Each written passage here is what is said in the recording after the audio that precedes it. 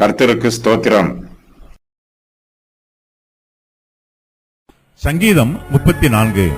தாவீது அபிமெலேக்கு முன்பாக வேஷம் மாறின போது அவனால் துரத்திவிடப்படுகையில் பாடின சங்கீதம்.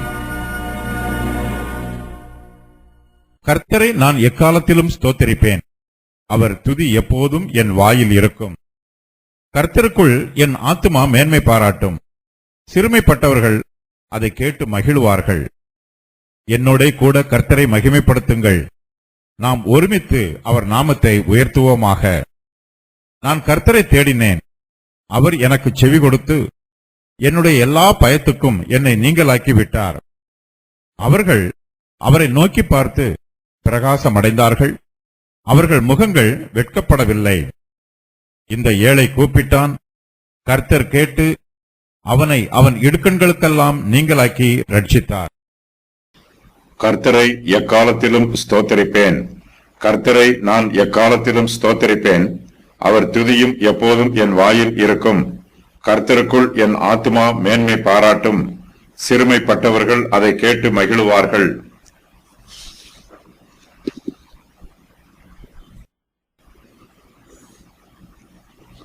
தாவீது கர்த்தரை ஸ்தோத்தரிக்கிறார். கர்த்தரை ஸ்தோத்தரிப்பதில் தாவீது பிரியமாயிருக்கிறார். கர்த்தரை ஸ்தோத்தரிக்க வேண்டும் என்று தாவீது தன்னைத்தானே உற்சாகப்படுத்திக் கொள்கிறார். கர்த்தரை நான் எக்காலத்திலும் ஸ்தோத்தரிப்பேன் என்று தாவீது சொல்லுகிறார். எல்லா சூழ்நிலைகளிலும், எல்லா வேளைகளிலும், எல்லா சந்தர்ப்பங்களிலும் தாவீது கர்த்தரை துதிக்கிறார். கர்த்தரை துதிக்கிற துதி எப்போதும் தாவீதின் வாயில் இருக்கிறது. தாவீது கர்த்தரை தன் இருதயத்தின் ஆழத்தில் இருந்து ஸ்தோத்திரம் பண்ணுகிறார். தாவீதின் ஆத்துமா கர்த்தருக்குள் மேன்மை பாராட்டுகிறது. கர்த்தருக்கும் தாவீதுக்கும் நெருங்கிய ஐக்கியம் உண்டாயிருக்கிறது. தாவீது கர்த்தரிடத்தில் பிரியமாயிருக்கிறார்.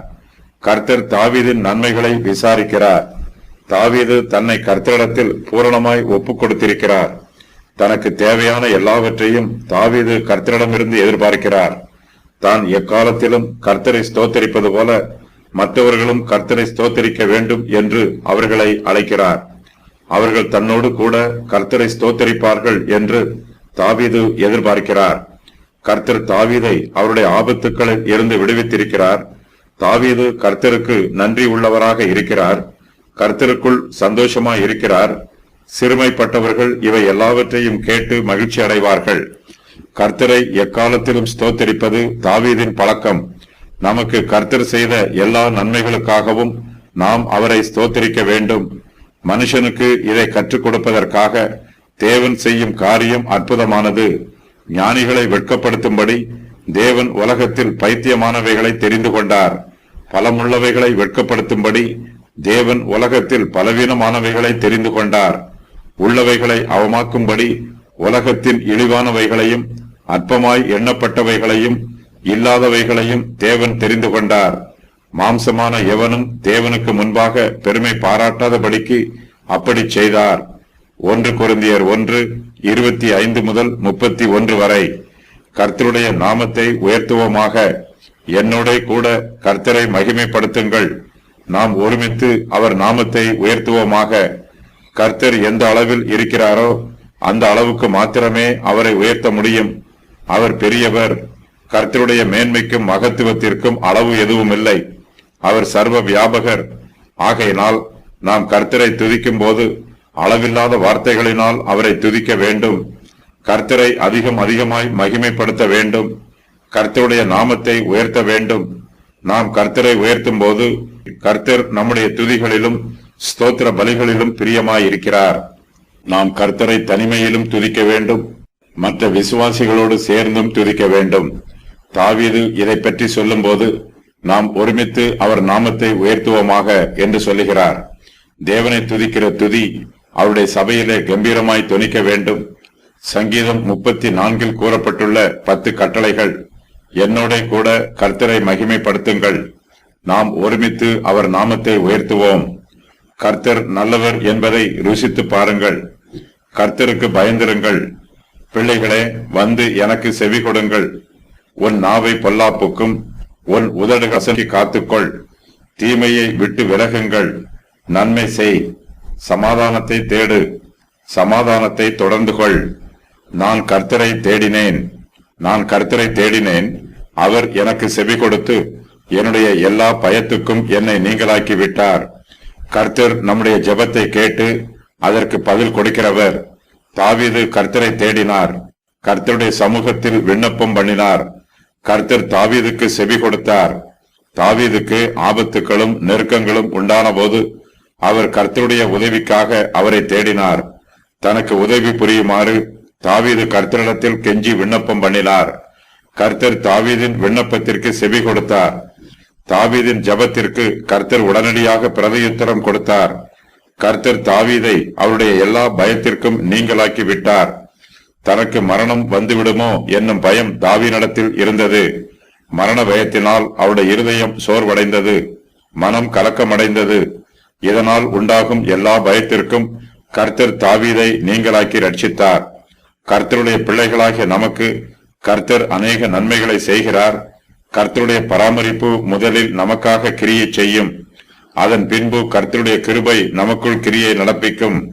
கர்த்தருடைய கிருபை நமக்கு கிடைக்கும் போது நம்மிடத்தில் உள்ள பயங்கள் எல்லாம் நம்மை விட்டு நீங்கி போகும். நம்முடைய ஆவியில் தெளிவு உண்டாகும். குழப்பம் நம்மை விட்டு நீங்கிவிடும். நம்முடைய ஆவியிலும் ஆத்மாவிலும் அமைதி உண்டாகும். கர்த்தருடைய ஆசீர்வாதங்கள். கர்த்தர் எனக்கு செவி கொடுத்தார், எல்லா பயத்துக்கும் என்னை நீங்களாக்கி விட்டார். அவரை நோக்கி பார்த்த அவருடைய ஜனங்கள் பிரகாசமடைந்தார்கள். அவர்கள் முகங்கள் வெட்கப்படவில்லை. கர்த்தர் இடுக்கண்களுக்கெல்லாம் நீங்களாக்கி ரட்சித்தார். கர்த்தருக்கு பயந்தவர்களுக்கு குறைவில்லை. அவர்களுடைய தேவைகளை எல்லாம் சந்திப்பார். தீமை செய்கிறவர்களுடைய பெயரை பூமியில் இராமல் அற்றுப்போக பண்ணுவார். நொறுங்குண்ட இருதயம் உள்ளவர்களுக்கு கர்த்தர் சமீபமாய் இருந்து நறுங்குண்ட ஆவி உள்ளவர்களை ரட்சிக்கிறார். கர்த்தர் தமது ஊழியக்காரரின் ஆத்மாவை மீட்டுக் கொள்கிறார். அவரை நம்புகிற ஒருவர் மேலும் குற்றம் சுமராது அவர்களை ஆசீர்வதிக்கிறார். கர்த்தர் நம்மை நீங்களாக்கி விடும் பயங்கள். மனுஷ பயம். நாம் கர்த்தருக்கு பயப்பட வேண்டும், மனுஷருக்கு பயப்படக்கூடாது. மரணம், எதிர்காலம், ஆபத்து, விக்கிரகங்கள், சொப்பனங்கள், தீமை, யுத்தம், தேவையற்ற பயம், சத்துருக்கள், தண்டனை, இராக்காலம், பிசாசுகள், பயமுள்ள ஆவி. கர்த்தரை நோக்கி பார்த்து பிரகாசமடைந்தார்கள். அவர்கள் அவரை நோக்கி பார்த்து பிரகாசமடைந்தார்கள். அவர்கள் முகங்கள் வெட்கப்படவில்லை. தாவீதை போல இன்னும் அநேக பரிசுத்தவான்கள் கர்த்தரை விசுவாசத்திலும் ஜெபத்திலும் நோக்கி பார்த்தார்கள். அப்போது அவர்கள் பிரகாசமடைந்தார்கள். கர்த்தரை நோக்கி பார்க்கும்போது அவருடைய ஆத்மா புதுப்பிக்கப்பட்டது. அவருடைய ஆவிக்கும் ஆத்மாவுக்கும் ஆறுதல் உண்டாயிற்று. அந்நாள் கர்த்தருடைய சமூகத்தில் ஜெபித்தாள். அந்நாள் கர்த்தருடைய சமூகத்தில் உம்முடைய அடியாளுக்கு உம்முடைய கண்களிலே தயவு கிடைக்க கடவது என்று சொல்லி ஜெபித்தாள். பின்பு அந்த ஸ்திரீ புறப்பட்டு போய் போஜனம் செய்தாள். அப்புறம் அவள் துக்க முகமாய் இருக்கவில்லை. 1 சாமுவேல் 1:18. கர்த்தரை நோக்கி பார்க்கிறவர்களுக்கு மிகுந்த ஆசீர்வாதம் கிடைக்கும். நம்முடைய ஜீவியத்தில் நாம் மனுஷரையோ நம்முடைய சூழ்நிலைகளையோ நம்முடைய பிரச்சனைகளையோ நோக்கி பார்ப்பதற்கு பதிலாக கர்த்தரை நோக்கி பார்ப்பதே நமக்கு நல்லது. கர்த்தரை நோக்கி பார்க்கிறவர்களின் ஆவிக்குரிய ஜீவியம் ஜெயமுள்ளதாய் இருக்கும். கர்த்தரை நோக்கி பார்க்கிறவர்களின் முகங்கள் ஒருபோதும் வெட்கப்படுவதில்லை. கர்த்தரை நோக்கி பார்க்கிற பரிசுத்தவான்கள் பிரகாசம் அடைகிறார்கள். எப்படி நோக்கி பார்ப்பது? அதன் விளைவு என்ன? நம்மையே நோக்கி பார்த்தால் துன்பம் உண்டாகும். சுற்றுமுற்றும் பார்த்தால் கவனம் சிதறும். கர்த்தரை எதிர்பார்ப்போடு நோக்கி பார்த்தால் ஆசீர்வாதம் உண்டாகும். இந்த ஏழை கூப்பிட்டான். கர்த்தர் கேட்டு அவனை அவன் இக்கட்டுகளுக்கெல்லாம் நீங்களாக்கி ரட்சித்தார். தாவீது தனி மனிதனாக இருக்கிறார். தாவீதை சுற்றிலும் சத்துருக்கள் அநேகராய் இருக்கிறார்கள். தாவீதோடு கர்த்தர் கூட இருக்கிறார். தாவீது கர்த்தரை நோக்கி கூப்பிடுகிறார். தாவீதுக்கு உதவி செய்ய ஒருவரும் இல்லை. இப்போது அவர் தன் ஜீவனை காப்பாற்றிக் கொள்ள ஓடி ஒளிந்து கொண்டிருக்கிறார். இந்த சூழ்நிலையில் தான் கர்த்தரை நோக்கி கூப்பிடுவதை இந்த ஏழை கூப்பிட்டான் என்று சொல்லுகிறார். தாவீது கர்த்தரை நோக்கி கூப்பிடும்போது கர்த்தர் அவருடைய கூப்பிடுதலை கேட்கிறார். தாவீதை அவருடைய இடுக்கண்களுக்கெல்லாம் நீங்களாக்கி ரட்சிக்கிறார். தாவீதுக்கு வனாந்தரத்திலே மரியாதையும் இல்லை, மகிமையும் இல்லை. அவர் ஒரு சாதாரண நபராக இருக்கிறார். ஏழையாக இருக்கிறார். ஆனாலும் தேவனுடைய கிருபாசன தண்டையிலே கிட்டிச் சேருகிற சிலாக்கியம் தாவீதுக்கும் கிடைத்திருக்கிறது. நம்முடைய சுய பக்தியினாலோ, சுய புத்தியினாலோ, சுய பராக்கிரமத்தினாலோ நம்மால் கர்த்தருடைய சமூகத்தில் கிட்டிச் சேர முடியாது. கர்த்தருடைய கிருபையே நம்மை அவருடைய சமூகத்திற்கு முன்பாக தகுதிப்படுத்துகிறது. நாம் கர்த்தருடைய கிருபாசன தண்டையில் கிட்டிச் சேருவது நம்முடைய தகுதியினால் அல்ல, இது தேவனுடைய கிருபையினால் மாத்திரமே ஆயிற்று. தாவீது கர்த்தரை நோக்கி கூப்பிடும் போது கர்த்தர் தாவீதின் கூப்பிடுதலை கேட்கிறார். அவருடைய விண்ணப்பங்களுக்கு கர்த்தர் செவி கொடுத்து கேட்கிறார். கர்த்தர் தாவீதின் பிரச்சனையை அறிந்திருக்கிறார். அவருக்கு வந்திருக்கிற இடுக்கண்களை எல்லாம் கர்த்தர் அறிந்திருக்கிறார். கர்த்தர் தாவீதின் கூப்பிடுதலை கேட்டு அவரை அவருடைய இடுக்கண்களுக்கெல்லாம் நீங்களாக்கி ரட்சிக்கிறார். தாவீதின் ஜெபத்திற்கு கர்த்தர் சாதகமான பதிலை கொடுக்கிறார். கர்த்தருடைய சமூகத்தில் தாவீதுக்கு தேவ கிருபை கிடைத்திருக்கிறது. தேவனுடைய இரக்கமும் அனுகிரகமும் தாவீதுக்கு கிடைத்திருக்கிறது.